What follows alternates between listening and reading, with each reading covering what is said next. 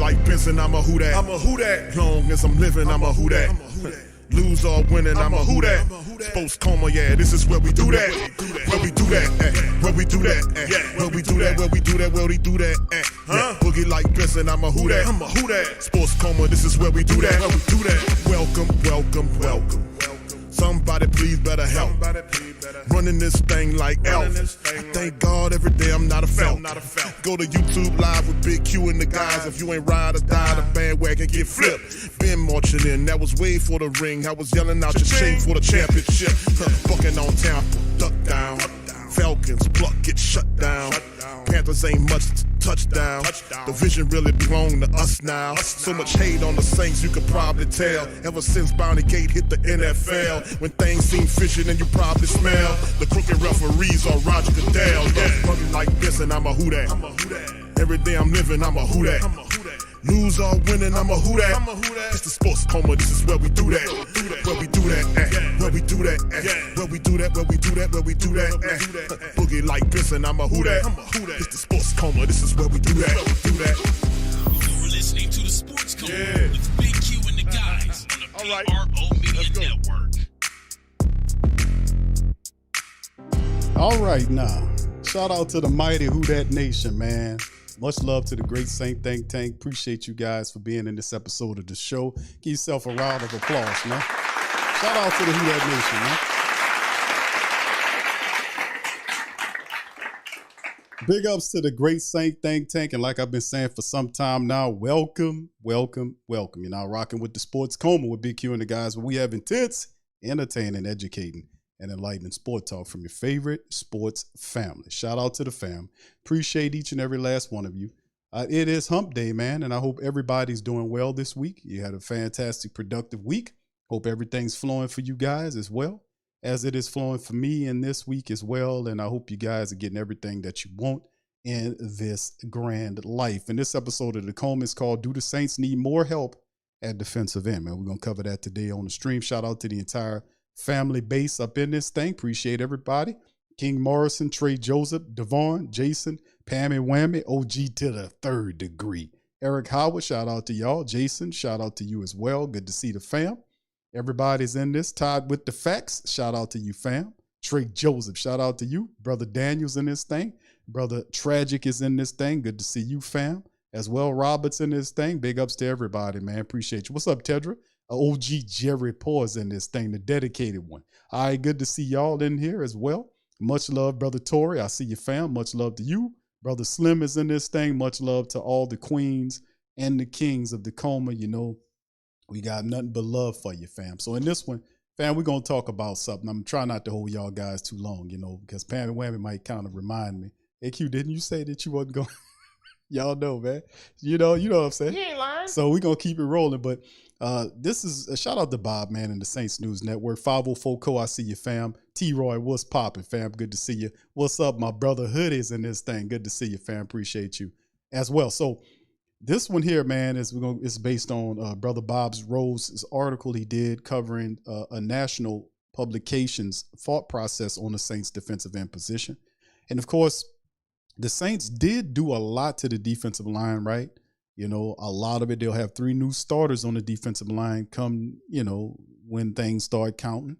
And it is a very important and pivotal position, to be honest with you. The Saints had 40-something sacks last year. That was positive. The secondary did its thing, but really what really hurt the Saints last year was the interior defensive line unit. Guys like David Onyemata, Shai Tuttle, those guys are no longer here, and there's a new cast of characters there. But the question is, the Saints did bring in guys from the draft, like Brian Breesy, the first-round draft pick. They even added Isaiah Foskey from Notre Dame, one of our favorites, brought him in here to help with the pass rush situation, and Breesy as the interior guy as well to provide push up the inside of the interior defensive line. Kalen Saunders, Big Saunders, as Cameron Jordan calls him, is another interesting nose tackle we brung. The vicious Nate Shepard is also here, and the Saints did re-up with Malcolm Roach. So, and then they added some undrafted guys like Jaron Cage, who we did some film work on. And Jaron Cage is actually a pretty decent-looking defensive tackle. Could he pose a threat for a Malcolm Roach? I mean, listen, Cage, man, Well, you got to start, let me tell you, man. Let me tell you something. Cage is a guy you got to watch out for. You got to watch out for him, man. We'll see, though. Brian, shout out to you, man.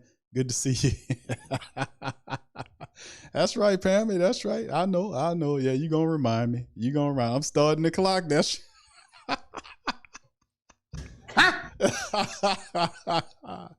all right. Okay, there it is. Then I'm on the clock now.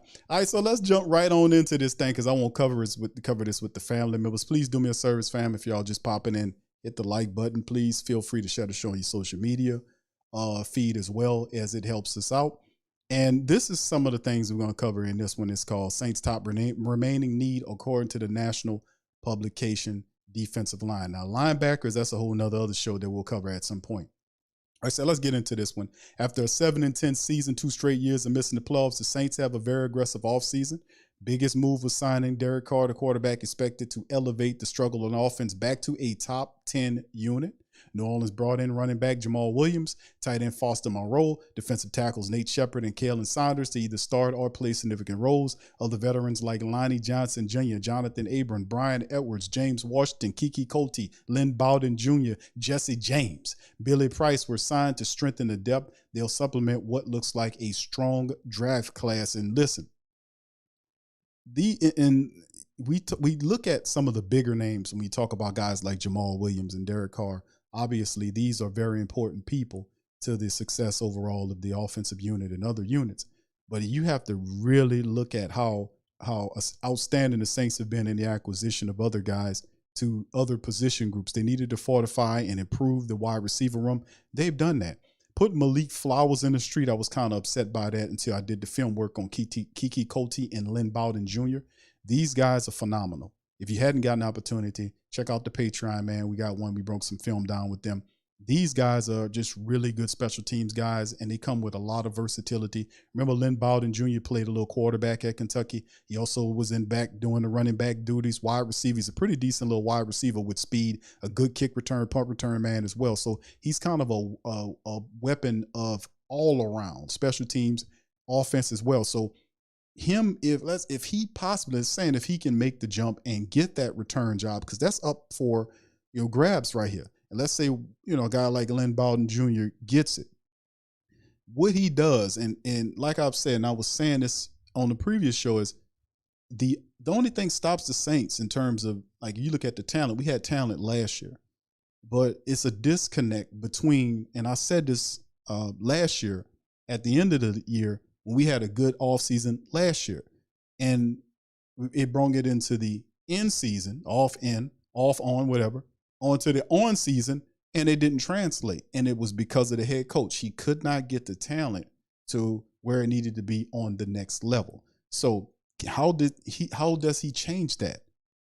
How does Dennis Allen changes that? And that's a maddening question, man, that I'm doing my best to get that question answered straight to the source itself. I really am trying to get that question answered. Is what does Dennis Allen do differently? Because that's what the entire Who Dat Nation wants to know. They want to believe in the guy, but you that's pretty much what they saying, man. That's what they saying. He ain't lying. So we got to get that together. We're trying to figure out what did you do differently from last year to this year? What would you do differently?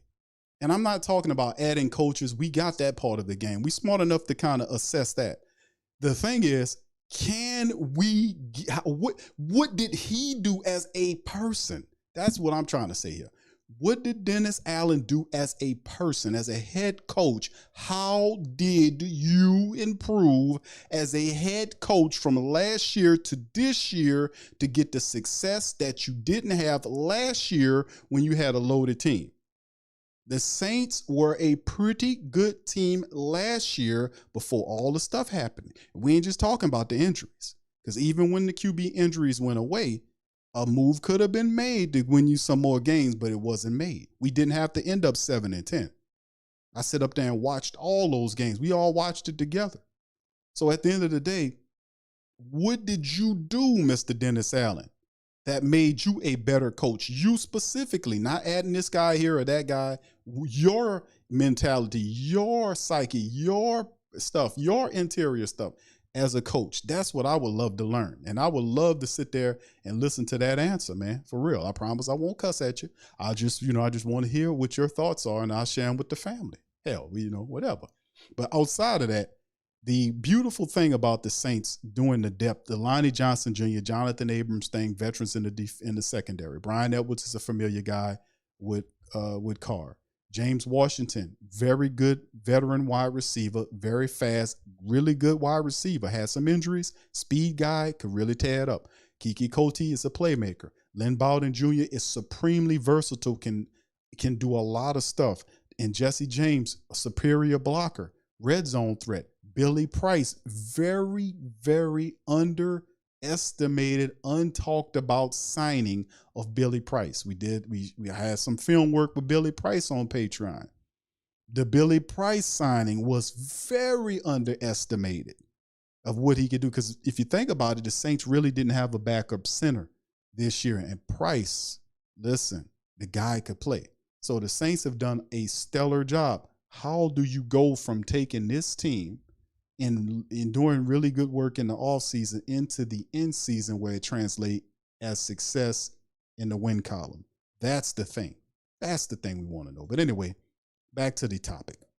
Saints come into 2023 with a much improved team. However, there was still a few key roster questions that will need to be answered during the training camp. NFL.com's writer Kevin Patra listed the network's top 10 roster holes throughout the league.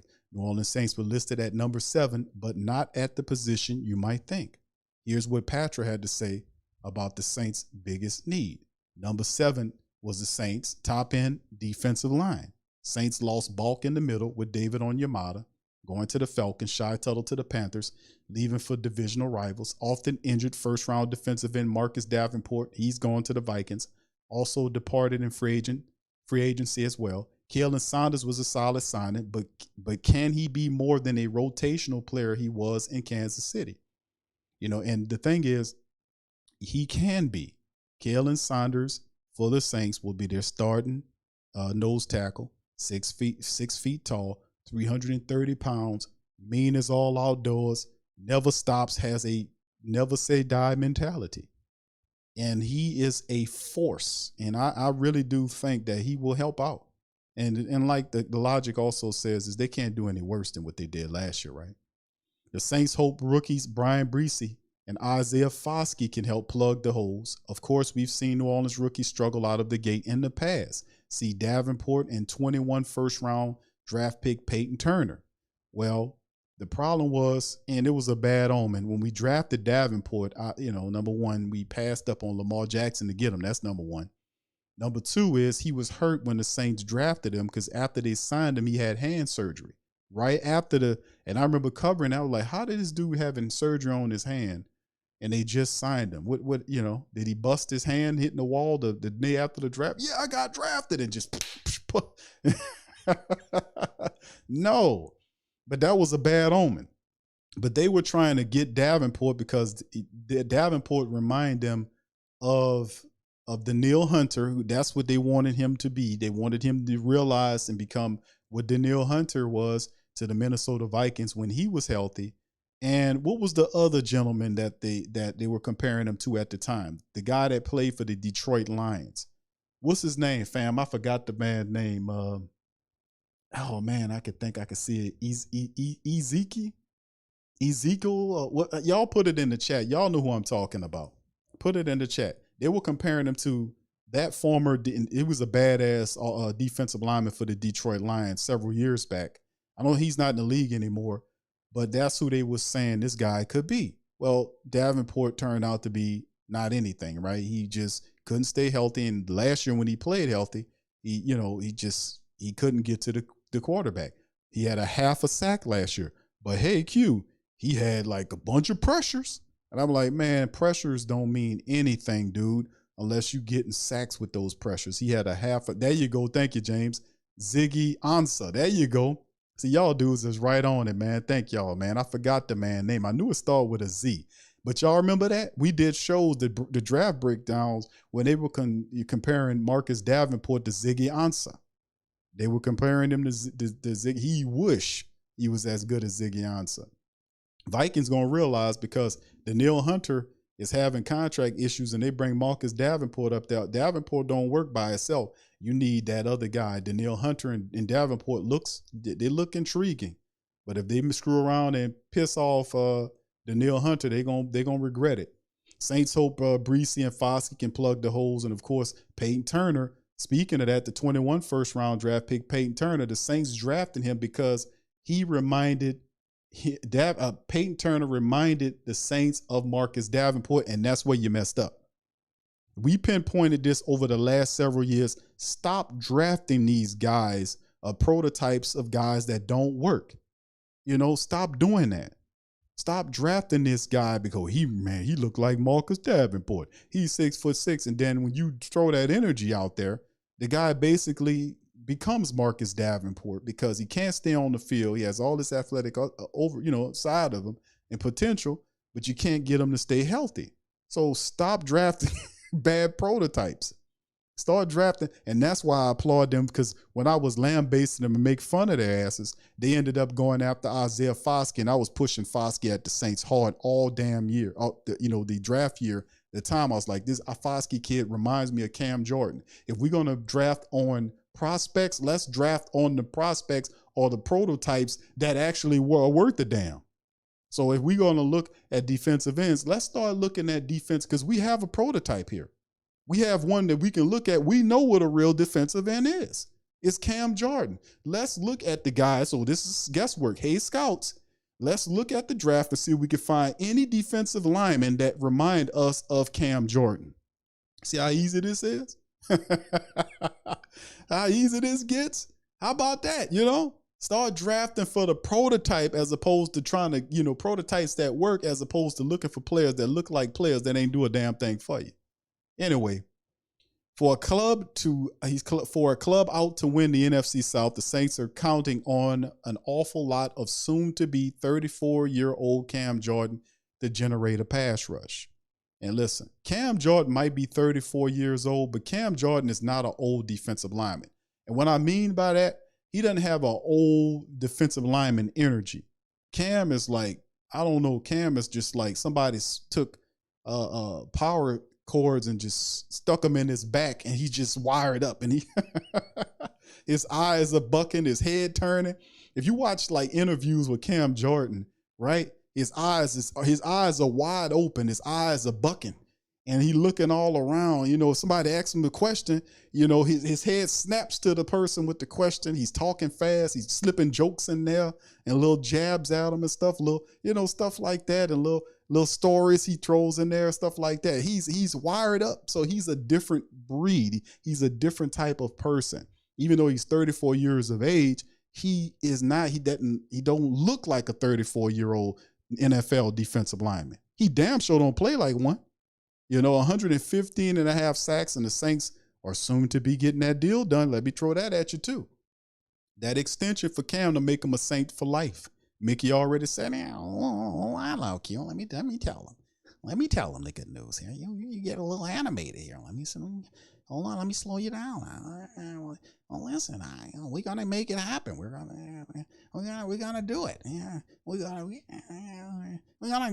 me tell you, we're gonna get it done. All right, Mickey, thank you, man. Appreciate that. We're gonna get it done. I got you. All right. James, he says, I know what you mean. Q always thought they had really draft. He said they never really draft people we know that are dogs from physical presence to performance. They always grab prototypes. Foskey was a big step. It was, because when you know what a quarterback look like, we know what a quarterback look like, don't we, fam? We know what they look like. We know what running backs look like, don't we, fam? We know what wide receivers look like, don't we? We even know what offensive linemen look like. And we know what a defensive lineman look like. We know what linebackers look like.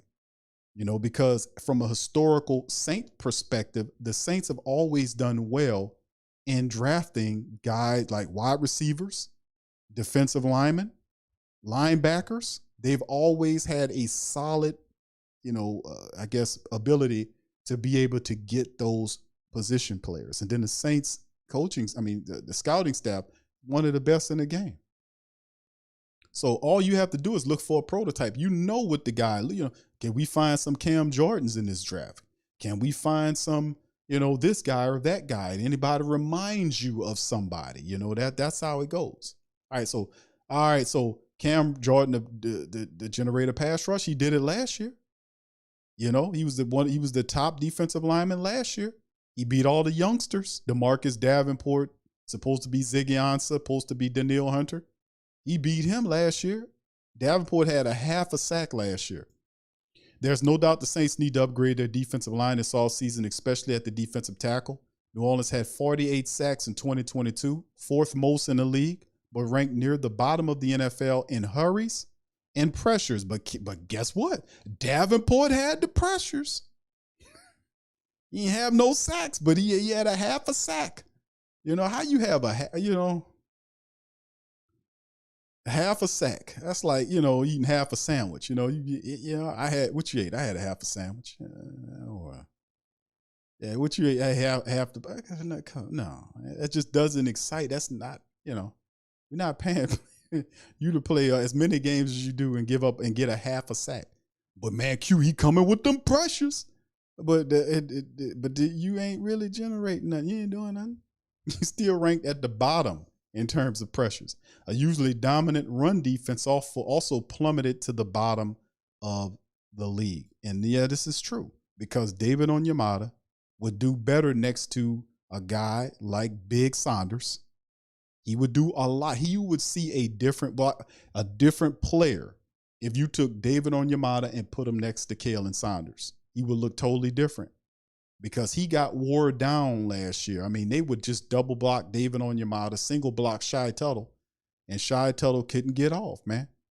He had those. That's a big part of the game. Your two interior defensive tackles, they got to be about the business because like I said, man, those guys have to command a double team. At least one of them do. They got to command a double team, and they got to hold strong there. If they don't, them linemen coming loose and they go and block out Demario Davis, and that's what happened last year when that extra offensive lineman leaked off because they wasn't commanding double teams, and the extra lineman leaked out, and he blasted up the center of the offensive line and started blocking Demario Davis out of there, and then the running back is running behind that loose offensive lineman.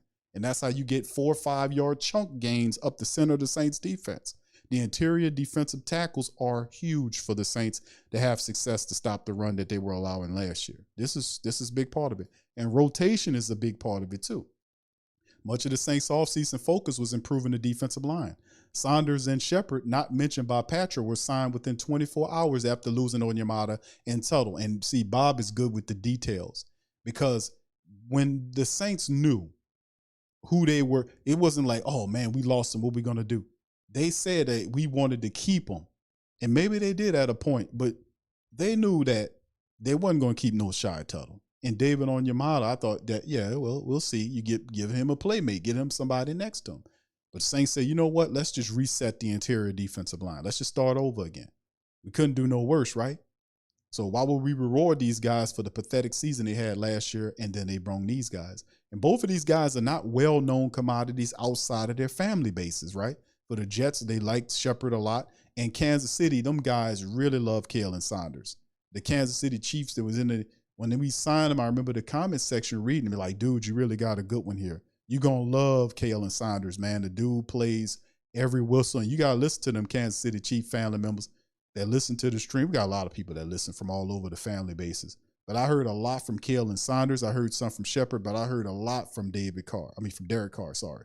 And Derek Carr, the Raider Nation was sending me comments in the section and saying, man, Q, you going to love this dude. This dude do da-da-da-da-da. And to be fair with you, they never put a complete team around him, defense, whatnot. And, but the guy knows how to play football. That's coming straight from them. So I was like, thank y'all for dropping game on me about that guy, which started me to get my film study together. But anyway, so 24 hours after losing Onyemata and Tuttle, they signed Kalen Saunders and Big Nate Shepard. And then Brian Breesy was highly disruptive interior defender at Clemson, one of the country's most respected defenses. Collectively, this is much more of a dynamic group of defensive tackles, indeed. We're just talking about 3 guys here. You're talking about your first-round draft pick, who's healthy, by the way. Remember we played the interview, and he said he was healthy. He's healthy. He's good to go. So ain't no injuries going on with him. And of course, big Kale, Kale and Shepard, Nate Shepard and Kale and Saunders. Those are just three guys of the rotation. The Saints did bring back Malcolm Roach as well. So, and they didn't have undrafted guys that they added. So yes, Jordan will turn 34 in this offseason. Enters his 13th NFL season despite a below average statistical output. Jordan remains one of the NFL's best defensive ends at this stage of his career. He needs help up front to be his most effective. And let me sprinkle game on this because I said this about Michael Thomas.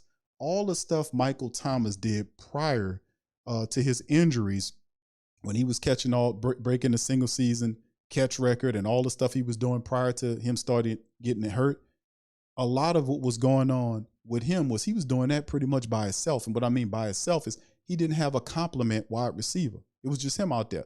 Most of the times, the other guy that was complimenting him or flanking him was freaking Traquan Smith. Traquan Smith, come on. He never had like a serious, like Michael Thomas and Chris Olave. Imagine if we had them together, like, for 4 years. Could you imagine what he looks like then? Because you can't focus on him. You got to pay attention to Chris Olave because he'll take your top off. You see what I'm saying? Because it makes everything better. You can't totally focus on just this one guy and not worry about this other guy killing you over there. You see? But Michael Thomas did a lot of that by himself. And the same thing goes for Cam Jordan. A lot of Cam's 13 years here, he never had a long-term defensive combo guy out on the other side raising hell either. He had Junior Gillette for a little bit, who did some positive work, and Trey Hendrickson. Yeah, Trey Hendrickson over there, and they didn't respect Trey Hendrickson. They still double down on Cam Jordan, sometimes triple teaming Cam. Doubles, he constantly always double team, sometimes even triple team, and he still gives $115.5. So if you got a guy on the other side that is being disruptive, that takes a lot of pressure off Cam. So I absolutely agree on that. Foskey was a second-round pick with the first-round grade. He replaces Davenport, a talented perennial underachiever. That's a good, nice way to say it. The underrated duo of Granderson and Passanio joined Foskey to hopefully make up the 21 first-round bust Peyton Turner. So Bob says he's a bust. Wow, okay, all right. Bob says he's a bust. Wow. 4 new pieces were added to the New Orleans Saints defensive line this offseason, including 2 rookies. Obviously, there will be some questions about the personnel changes until they pan out, but it's clear that this spot was the focus of the offseason, no doubt. One area on the New Orleans Saints roster, perhaps overlooked by Patra, the writer from the NFL.com, that could be an even bigger concern is at linebacker. Demario Davis remains one of the league's best defensive players, and Pete Werner is an emerging star. However, there is no proven depth after the offseason departure of Caden Ellis. DeMarco Jackson is a promising player, but the 2022 fifth-round choice has yet to play an NFL game. Zach Bourne has been a poor schematic fit since being a third-round pick in 2020. Anthony Orji, Nick Anderson each have intriguing traits, but both are undrafted. The rest of the depth chart has been nothing more than special teams contributor with no defensive experience. Now, on paper, the Saints have plenty of talent along their entire front seven. New Orleans is expected to again have one of the league's best defenses, but to have an elite unit, those new additions need to mesh and develop quickly. There's still a surprising amount of talent still on the free agent market at the defensive tackle position, edge, and linebacker. With the start of training camp at the end of July, don't be surprised if New Orleans brings in a few more veterans at this position. So shout out to Bob for this really good article, dropping some game. So we posed the question, inspired by the article, to the Who Dats, do the Saints need more help at the defensive end position? Do they need any more help there? And that's something that, we have to look at. So allow me to do what I do here and kind of throw a few people at you. Now, these, according to sporttrack.com, one of my favorite resources I like to use besides Over the Cap on all matters money in the NFL and NBA. But their 2023 free agents list have 3 top defensive ends that's still left in the market, right? Robert Quinn, who is a free agent, I looked it up. He was traded from the Bears to the Eagles, and I think they voided the last couple of years of his contract and made him a free agent. So Robert Quinn is available. Robert Quinn is available, followed by Yannick Ngakoue and Jadeveon Clowney. Of course, I can go a little further, but I just wanted to pick these two people. So this is the thing. Let's start with Robert Quinn, right? We talked about this before. Remember, the Saints were in discussions with the Dolphins to try to land Robert Quinn back in the G. The Saints was trying to get Robert Quinn, and the Dallas Cowboys swapped him, got him from us, and they traded him to the Cowboys. Saints were really interested in Quinn. Could we revisit him? He's over 33 years of age right now, right? He's a free agent. Would it be cool for us to be able to do that? Could we be looking at Robert Quinn? Now, any defensive end you get, a defensive end that's really good, that's worth something, you're going to look at him for like a 1-year deal. But the mindset is, I guess you could, if you're the Saints, you're sitting at what, $14 million? Saints have what, $14.5 million that's available. So a lot of these guys that's available, people don't want to pay their costs. But when you get close to that training camp, you had all these other little these little tryouts and everything going, and you might see guys that might get banged up. And you have a kind of a brief view at your team to see, you know what, man, we could use a little bit more help. Is this the year where the Saints then reach out of Robert Quinn and go and reach and finally get Robert Quinn to come on to the team? And of course, this is a guy that has 102 sacks during his time in the NFL. And he has always been a guy that's been a tremendous force for him. He had 18.5 sacks back in 21 for the Bears. He's a couple years removed from an 18.5 sack year. And if you got a guy that got 18.5 sacks and he has several years of double-digit sackage, then you would look at Robert Quinn and say, man, Robert Quinn could really help us out. The interesting issue is the psyche of the team is, do the Saints see Carl Granderson, Peyton Turner, and Isaiah Foskey as the answers at the defensive end position? They had 40-something sacks last year.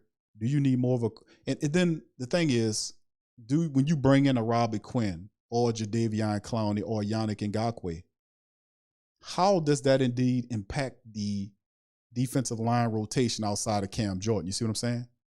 Most certainly, Robert Quinn comes in. He will be the second most experienced defensive end on the Saints team if he's brought in, right? 12 years in the NFL. Cam's been in there for 13 years. Cam got 115.5, and Robert Quinn has 102 sacks during his time in the NFL. So that would be cool seeing Robert Quinn. I just wanted to throw him at you guys because this was a new one here. We talked about the other guys before. All right, so let's move on to the next one. And this is Yannick Ngakoue, right? We know a lot about Yannick Ngakoue. We had an opportunity to look at Yannick. He's about almost 29 years of age and 7 years in the NFL. But this guy has the sack gene. He has the sack gene. He has an unbelievable ability to get to the quarterback, and it's pretty cool. He has 65 sacks total in his NFL career, and he's a former third-round pick out of Maryland. In 2022, he had 9.5 sacks, so he tied his second most in his career back in 2018 with the Jacksonville Jaguars. He had 9.5. In 2022, he had 9.5. The highest amount he had was 12 in 2017. Is Yannick Ngakoue the guy? But remember, when you talk about guys like Yannick Ngakoue, this is their estimated money when you talk about a guy like that. And of course, when you talk about bringing a guy like this, the Saints are going to work they jelly on the money if they're interested in bringing a Yannick Ngakoue in. But you've seen Frank Clark get pulled off the market. I think it's only a matter of time before Yannick Ngakoue gets pulled off the market too. He's still a very young edge rusher. Now, the issue with Yannick is he is a good pass rusher, yes, but while he had moved between all those other teams, you got to remember, 29. How a guy who's 29 years of age, been in the NFL, his smallest year in terms of getting sacks was 8 sacks. How does a guy like that just bounce around to different teams? Like the first 4 years he was with the Jags, and he was turning it up. Then he went from Baltimore to the Raiders to the Colts, and then 2020 3 coming in. So what's going on with Yannick Ngakoue bouncing around like that? What's up? Well, according to a lot of what the scouts were saying, and I was able to look at film work on Yannick Ngakoue, is that the knock against him, and I've said this before, this is nothing new, is that he's not as good as he's supposed to be against the run. He'll rush the hell out the passer, but he becomes an issue in the running game, you see? So he would have to be a situational pass rusher for you if that was the case, or simply somebody got to teach the guy how to set the edge. You got to teach him how to be a better run defensive end. Could a guy like, our guy be able to, our defensive line coach, Todd Grantham, could Todd Grantham get him to become more of a balanced defensive end that can also rush the passer, set the edge, and play the run? So that's a big part of Yannick Ngakoue's game plan. But listen, he has the skill set, man. He can definitely help you. But it's the money is the big problem with him. And then we move on to Jadeveon Clowney. Remember, the Saints flirted around with Jadeveon Clowney several years ago. They tried to do a trade that the NFL wasn't known to doing, and the NFL slammed the trade, and it was just a mess. But Jadeveon Clowney has not really been, the man. He's been banged up a lot. But, you talk about him, he's over 30 years, almost 31 years of age, and he's getting up there, 8 years in the game. Last year, 2022, he only had 2 sacks. In 21, he had 9 sacks. He missed all of 2020 that year. And what he did when he's with Houston, what he did with Seattle. So as we move forward, Jadeveon Clowney could definitely be a cheaper option for the Saints if they're looking for a veteran defensive end to come in and play. So out of all of these guys that we talked about, whether it was Robert Quinn, who has 102 sacks in his time in the NFL, been in the league for 12 years. Cam been in there for 13. Cam got 115, and Robert Quinn has 102. I think you can probably get Robert Quinn a little cheaper than you would get a Yannick Ngakoue. But once again, the philosophy deals toward the Saints is, are they comfortable with who they have? Because like Bob mentioned in the article, he talked about Tanu Passanio. What does Tanu Passanio fit in this? Like, well, Q, we got our veteran defensive end. Well, who are you talking about? Outside of Cam and Carl Granderson, we got Tanu Passanio. I'm like, I like Passanio, but at this stage of his career, is he still considered a defensive end, like a guy that you would put on the edge at this end of his career? I mean, he's 6'7", 300 pounds. He's getting old. He's getting up there in age. And he had injuries last year. The year before that, he had injuries. He started off good a couple of years ago, and then what happened? He kind of fell off the cliff right there. Injuries. He never made it back to the season. So my thing is, if you do consider Passanio a part of the defensive end rotation, he's on the ass end of it, no doubt about it. All these other guys are well ahead of him. And why would Passanio be considered an edge guy? Why would he be considered a defensive end? Why would you? Well, Q, because he does both things. No, he don't do defensive end, all that. That's that's not, you won't, we don't want to do that. The best use of Tanu Passanio's ability is to use him more inside than outside. He's 6'7". He's 300 pounds. A big 6'7" guy on the interior defensive line could be used to bat passes down. And he's not a bad guy that pushes the pocket either. He's a big, strong guy. When he's in there, he's tough to block, and he can be used to bat the ball down on the inside. I don't know if I would be considering him that guy, which would explain why the Saints didn't go after another veteran defensive tackle, because perhaps they're looking at it and saying, well, we're going to reuse Tanu and just make him more of an inside guy. And if injuries start piling up, then we'll use him on the outside. Now, I'm cool with that. But to say he's an outside then inside guy, that's ridiculous, especially at this age of his career. And with all these injuries he's getting, he would better serve the defense, in my perspective, as an interior guy. With all that size and that strength, you would want him to be in the mix behind a Brian Breesy and a Malcolm Roach and these undrafted guys that we bring on, like Jack Heffler and Jaron Cage, who I like a lot. These guys have potential, but they don't have any experience. So that's where you need an interior defensive tackle, I've said. But Robert Quinn, how do you guys, let's hear from the chat, man. Y'all tell me how y'all feel about Robert Quinn.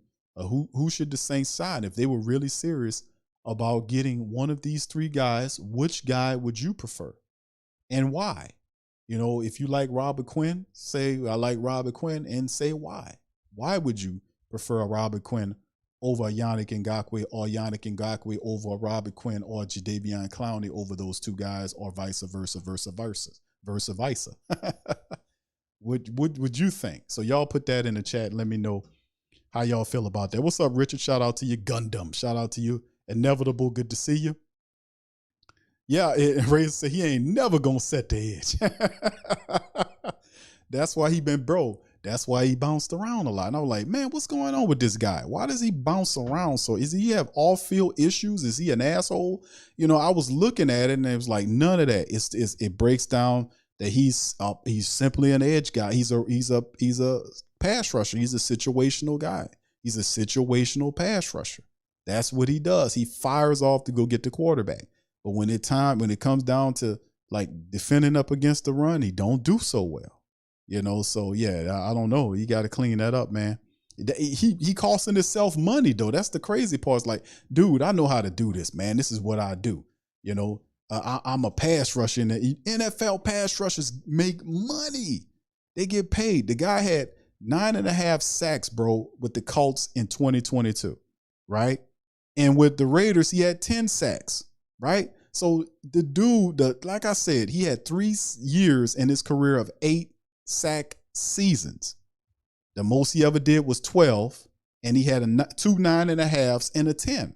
Dude, that's 65 sacks in the 7 years that he's been in the NFL. That's why his market value is bam, beam, boom, this. Because he's not 30 years of age. He ain't even 29 yet, and he got 65 sacks in the NFL. So why is he without a team? The reason why is because that's a part of it. They're looking at the fact the guy needs to work on. Boy, he costing himself all kind of money, man. He need to be somewhere where somebody teaching him how to be a better guy that defends a run. Dude, you should be on somebody's team with a nice contract with them kind of digits dealing with the sacks. The dude, 65 sacks in 7 years is pretty damn good. Trey says Quinn is consistent when he on the field. Greg says, what up, Q? Shout out to you, fam. How you doing, my friend? Appreciate you chiming in. James says, I still like Quinn. Always did. Always productive wherever he goes. True. Stays healthy, proven veteran, multiple tools for his position, and hopefully he will come cheap because of the age and availability of the defensive ends. That is another point. That's another point. Robert Quinn, the Saints were interested. They had a flirtation with Robert Quinn. Before he got traded to the Cowboys. The Saints and the Cowboys was in discussions with the Dolphins to try to land him, and the Cowboys gave them more to get him, and he went down there to the Cowboys and gave him 11.5 sacks in that 2018 year. Second best total. He gave him 11.5 in that year. 11.5. And then 2 years ago, the dude had 18.5 sacks. That's crazy. That is crazy. So if we can get a guy like Robert Quinn and the cash is right, the money is right, dude, that makes all the sense in the world to me, right? All right, James, I like how you're thinking. Tedra says Quinn would start. I believe it would stop the growth of Foskey. He says, you think it would stop the growth or it wouldn't? He says Yannick is better situational wise, which Foskey would eventually get most first downs in second. Okay, thank you, Tedra. I don't know if Yannick or Quinn would stall Foskey's development. He's just a rookie, And, the thing about Isaiah Foskey is he's versatile, So I don't think he stops his development. I think actually Robert Quinn would help him develop fast when you got 115 sack Cam Jordan on one side and how many sacks does 101 sack Robert Quinn on the other side, and they both 102, my bad. 102 sacks. I won't short them. On the other side, giving them game, you got 200 sack performers on the same team. And you just like learning from these guys. And he himself comes from a program where he topped their sack record at Notre Dame with 20 plus sacks over there, taking Justin Tuck stuff down. So, I mean, I wouldn't think it was stall as in development. I think he'll still learn and just get an extra piece of game from two guys that can really do it. But if you really want to help Cam Jordan, listen, Carl Granderson is there. Robert Quinn comes cheap. I think it helps out. And remember, you can never have too many pass rushers, man. Injuries come and they happen. You know, you can never have too many of them. Jay Huntsberry says Carl Granderson had 5.5 sacks. What was the percentage of snaps? I don't know, bro. I don't know on that one. Inevitable say, yo, Q, what player, offense or defense, would you like to have on the Saints? What player on offense or defense would I like to have on the Saints? Free agents wise, defensive. You know, we talking about defensive ends, and the Saints had 40-something defense sacks last year. Getting another defensive end, depending on how much you're paying. And we looking at these because these are the top guys that's left. Yannick Ngakoue, Jadeveon Clowney, and Robert Quinn, to me, seem like he makes the most sense because Yannick Ngakoue, to me, seems like he's going to be pretty pricey. I think eventually he's going to get signed by somebody before training camp hits. And Robert Quinn definitely going to get signed by somebody too. It's all a matter of how much money we talking for him. And he don't come cheap. That's the thing about Robert Quinn, is that he going to cost you some money. And like, what is this? Let me take a look at his salary numbers. That's another thing to take a look at. Is you see they definitely avoided the last couple of years of his contract, because the last couple of years he had with the Eagles was it was a $13.9 million and a $12.9 million. They weren't really willing to go with that. So you can see his average salary on the last contract was $14 million. He's not going to get that at 33 years of age. So the thing is, he might get a contract comparable to what Frank Clark got. Give me a second. Let me look up Frank Clark's contract. Give me a second, fam. Because that probably is what he might get. Hold on. Let me see what Frank Clark got, because I know he just got signed. Let me take a look at his contract. Hold on here. All right. So let me see. Do they have his contract available? Hold on. Okay, he signed with Sean Payton's Broncos. Well, I'm not seeing the contract here. Hold on here, fam.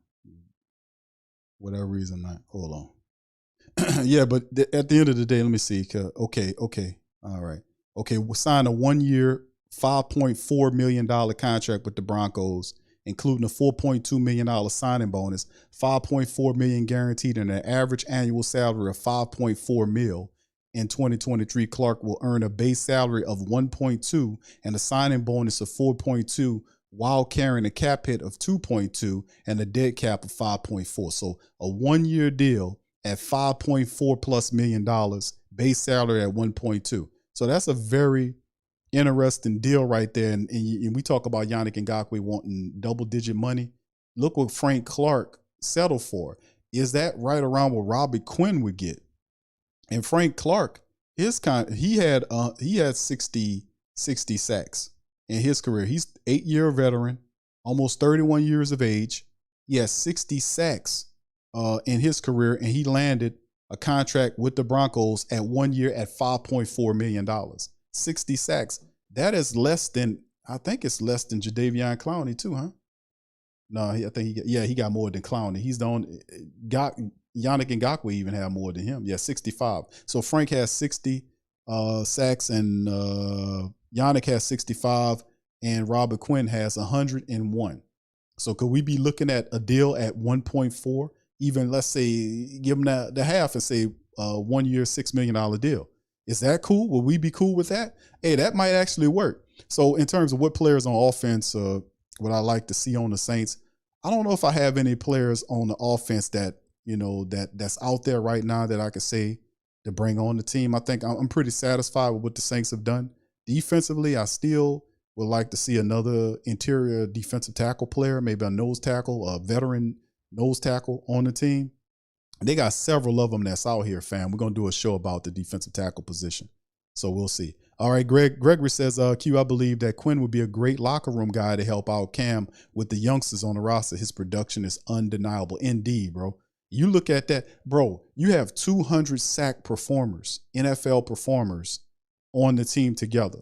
That's instant respect, you know, in terms of, and if the Saints can pull off the deal, like Frank Clark went to Denver. Let me put that on the screen for the family members. I got it on my third screen. Let me put it up here so you guys can see. This is Frank Clark's deal, right? With Sean Payton, 1 year at $5.4 million.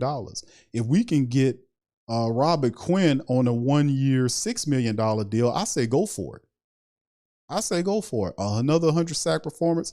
That would be a lot. All right. So shout out to Fat. Thank you for that, bro. Jay Huntsberry saying Saints need to learn to develop these high round defensive ends they're drafting or draft from production and not possibility. Absolutely agree with you, bro. All right. Daytrail, what's up, bro? Says, honestly, Q, I think we good with what we got. I like the rookie, plus Granderson is getting better every year. It's no, yeah, you're absolutely right, my friend. I think Granderson is a good guy. Let me ask the family this, and you can ask this, Daytrail. Do you believe that Granderson is good enough to start for a full season? Answer that in the chat for me. All right. Shout out. All right. James says facts. Q Foskey's growth would be crazy under Cam and Quinn tutelage. Foskey would always have a fresh motor to help with pressure on the rotations. And Quinn is the type of defensive end we would need for the mobile quarterbacks. He definitely helps out that. That would definitely solve a lot of problems, man, in terms of dealing with these. The issue we had against the mobile QB threat, right? With Quinn and Foskey and even our faster defensive interior tackles, those guys are big guys, but they can really move. People are going to really see that once they start putting on the equipment and you start seeing them battle the defense. Because, fam, the battle of the camp come up, training camp, always is offensive line, defensive line, right? We know about the skill position where you see Marshawn Lattimore, Gardner, Chris Olave, or something like that. But when we talk about line and line, you got the Saints veteran, offensive line against the Saints new defensive line. What's that going to look like? And that's going to be fun watching those type of battles go down. So I'm going to really be enthused when an eye on that, watching our defense and offensive lines tune up, and that steel sharpened steel type thing. But yeah, it'll be crazy. All right, nobody that like Clowney. Okay, I got you. All right, yeah, indeed. All right, so anyway, fam, that's what I got with in terms of that. But that would be interesting, man. The money, how would the money be? And that's the thing. Also, are the Saints looking at getting another defensive end that'll be a part of the rotation? And if it's a veteran of the top three guys that we have mentioned here, that can actually push for a starting position, how does that impact the Saints in the long run? Or they even see it, or do they feel like we got enough to compete? Me personally, I'm not taking any chances. If I can get Robert Quinn at 1.6 at 1 year at $6 million or $6.5 million for a guy that has 100 sacks and still could play the game, and I put him next to Cam, dude, that's just more the merrier. I'm just kind of rotating guys in there that's fresh as hell. Isaiah Foskey moving them around, doing the thing. Carl Granderson. I say the more the merrier because we need that extra oomph when we go against these other teams. We can be able to just handle business because we got these little speedy quarterbacks and we just keep coming with the pressure. That's what I like. So, all right, so appreciate that. Let's move to the next story here, fam. And we talked about just the Michael Thomas's new contract details were revealed as Nick Underhill. Shout out to Nick Underhill. He gave us a breakdown, man, showed with us the breakdown of Michael Thomas's agreement, for 2023. And it shows all of the incentives that goes into that 1 year prove it deal contract. So you see all this 100 or more catches, 250, 110 or more, 250, another 250, 120, 250. The max on that is 750 for him to reach all of those, 750,000. And then the receiving yards to get 1,000 yards or more, 250, 11, 50, 250, 13 or more, 250, a max 750 on that. If you get more than 7 touchdowns, it's 250 grand. Pro Bowl or playoffs, he's selected in initial ballot and team makes the playoffs, another 250 grand. Receptions, yards, and Super Bowl win. If 110 or more receptions or 1,150 yards and Saints win the Super Bowl, $500,000. Individual honors, if he makes the AP All-American, or not All-American, All-NFL first team, $500,000. Super Bowl MVP, $500,000. NFL Offensive Player of the Year, $1 million.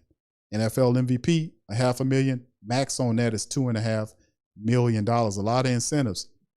I don't know if Mike gets 100 catches this year, to be honest with you. I don't know. I think he can, it's possible that he get 1,000 yards. I'm not, he might, depending on how healthy he stays. I think the touchdown 7 or more, I think that's more realistic than anything else. I think he can get 1,000 yards, man. I think, if he stays healthy, I think he can get 1,000. 7 touchdowns, I know he can get that, man, because when he gets going and he start catching that ball, I'm pretty sure he can get 7 touchdowns. And it all depends on if Mike can stay healthy, bro. That's what it comes down to. Could he eclipse some of these incentives? He could. It's all based on him getting healthy, and I think that's the incentive for him to work hard. And he's been working hard, man. So, hopefully it'll be able to pay off for Michael Thomas, but we can see him on the field because we really need Michael Thomas out there, man. I would love to see him have a full year just for the imagination purposes, to see Michael Thomas next to Chris Olave for a full season, because that's what Olave was brought in here for, to give Michael Thomas the compliment that he never had. And he finally gets the guy that he advocated for, and he doesn't stay healthy to to see us realize that, which would be a shame. So hopefully, I believe in Michael Thomas. I think Michael Thomas will play a lot of games for the Saints the upcoming season. And I think he's going to do well. Now, about reaching all that in NFL Offensive Player of the Year, he stays healthy and he dominates like it. Anything's possible, right? So I hope he gets it, man, because if he's doing that, man, the Saints are doing some very big things in the Who Dat Nation. All right, so anyway, let's do a quick recap here. I know Pammy is taking on is hitting on that watch right now. She's hitting on it. So Saints' top remaining need, according to national publication, we covered that and talked about the facts you got dealing with the Saints' defensive end position. Are they done? Do we need, are there going to be some more people added to it? A lot of family members said, go ahead on and do it. All right, Daytrell says, yes, Q Granderson is a dog. He could start. I would love. Okay, so cool. Okay, all right, yeah. Cry Atlanta. All right, what's up, WB3? What's popping, my brother? He said the Saints are the paper champions again this year. Whoopee. All right, yeah. Well, thanks to Willie, as Willie is bringing in. You can see he's very excited about the upcoming season. And there he is, and he's bringing all of his enthusiasm. So, yeah, so we be looking forward to Willie on the Pelican Post-Game Report draft stream tomorrow. So we'll be covering the draft and that. So thank you, Willie, man. I hope you doing all right out there. Appreciate that almighty enthusiasm you got there, my brother. Thank you for doing that. But yes, we all know, and we get it, family. And that adage is true every year, just like the old adages is that you win in the trenches. All that is fundamental information. It's fundamental, veritas truth. You can't get around that. Absolutely. The game is won on the field and not on the paper. But when we just doing some analytical stuff right here. And like I said, before you get a player to the team, you got to be able to look at the player film, and you got to use your imagination to see if the guy can fit with what you're doing. Could what he's doing over there do for your club over here? So, I mean, it's a part of the game, and that's why you have to use that imagination. You got to use your analytical ability. You got to look at film. You got to look at other things too, and you got to bring that over. But yes, it has to materialize from the off-field stuff and everything they're doing in the off-season stuff into the in-season stuff. And that's why I say to most of the family members that say, yeah, Q, we do it every year, you're absolutely right. Every year. That was a question we had last year about the Saints. They had a solid off-season period and draft last year, and it didn't translate into 7 wins of the season, which was a complete waste of all of our time collectively for us to watch, as poor as they were. And it didn't even have to be that way. It was just straight up egotism that created with how it ended up at 7-10. We didn't have to even finish like that. We didn't even have to do that. We didn't even have to lose the games against Tampa Bay or both the games to Carolina. We had both of those teams beat. Had both of them beat, So, that's a question, and they're absolutely right. They're right, man. All right, Brother James, last point says, I'm with you on Mike Q. I will never give up on Mike if Pete plays his cards right. The run game could be ferocious with Kamara, Jamal, and Kendra, and that turn would make the passing attack crazy. I agree. Yeah, Slim, you're right, bro. It's put up a shut up for Peyton Turner and many other people, man.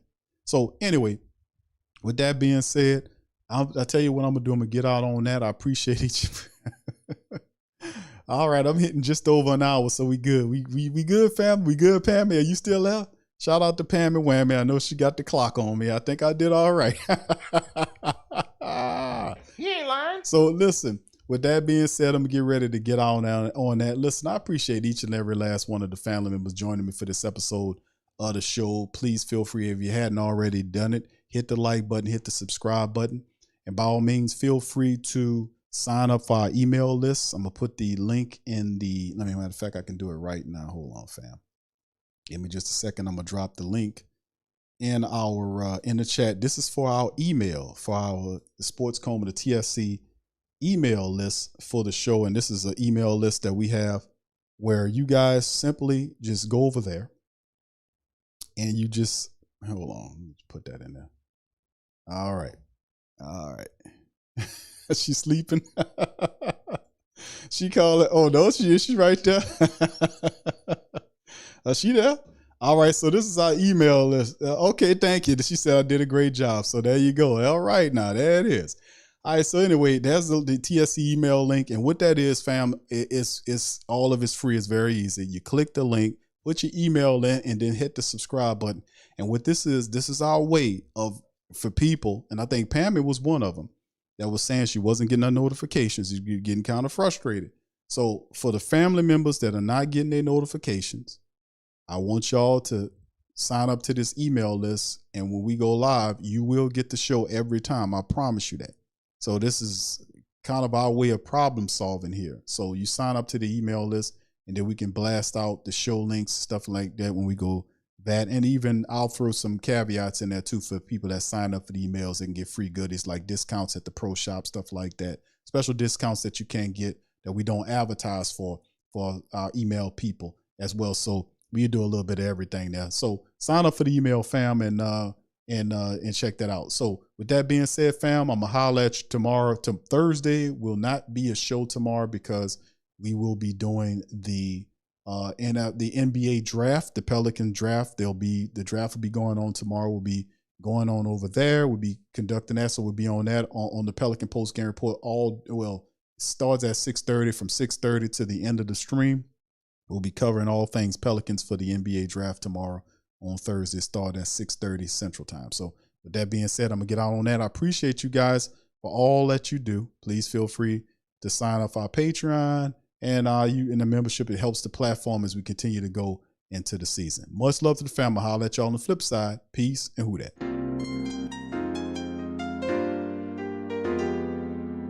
Yeah. Boogie like Benson, I'm a who dat. I'm a who dat. Long as I'm living, I'm a who dat. Lose or winning, I'm a who dat. Sports Coma, yeah, this is where we do that. Where we do that, where we do that, where we do that, where we do that, where we do that, Boogie like Benson, I'm a who dat. I'm a who dat. Sports Coma, this is where we do that. Where we do that. Welcome, welcome, welcome. Somebody please better help. Running this thing like Elf. I thank God every day I'm not a felt. Go to YouTube Live with Big Q and the guys. If you ain't ride or die, the bandwagon get flipped. Been marching in, that was way for the ring. I was yelling out your shame for the championship. Bucking on Tampa, duck down. Falcons, pluck, get shut down. Panthers ain't much touchdown. The vision really belong to us now. So much hate on the Saints, you could probably tell. Ever since Bounty Gate hit the NFL, when things seem fishy, and you probably smell the crooked referees or Roger Goodell. Yeah, like this, and I'm a who dat. Every day I'm living, I'm a who dat. Lose or winning, I'm a who dat. It's the Sports Coma, this is where we do that. Where we do that, where we do that, where we do that, where we do that, where we do that. Boogie like Benson, I'm a who dat. It's the Sports Coma, this is where we do that. You're listening to the Sports Coma with Big Q and the guys on the PRO Media Network.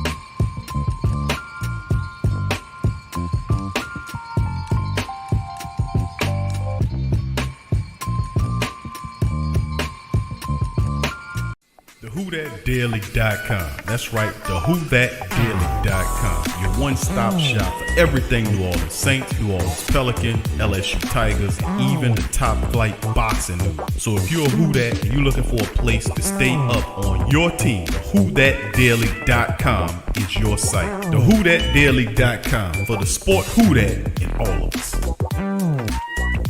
Check out the Pro Shop. That's right, the Pro Shop is the platform store where you can go and buy all the latest merch to support the platform. Available at the Pro Shops, we have dozens of hundreds of products available for you and your family. Unisex tees for men and women, hoodies and sweatshirts, tank tops, kids and baby items, long sleeve tees, mugs, pillows, wall art, bath bedding, face masks, phone cases, stickers, bags, fanny packs, socks, hats, and many other items. Please feel free to check out the Pro Shops. The link is in the description section below. And remember, it helps the platform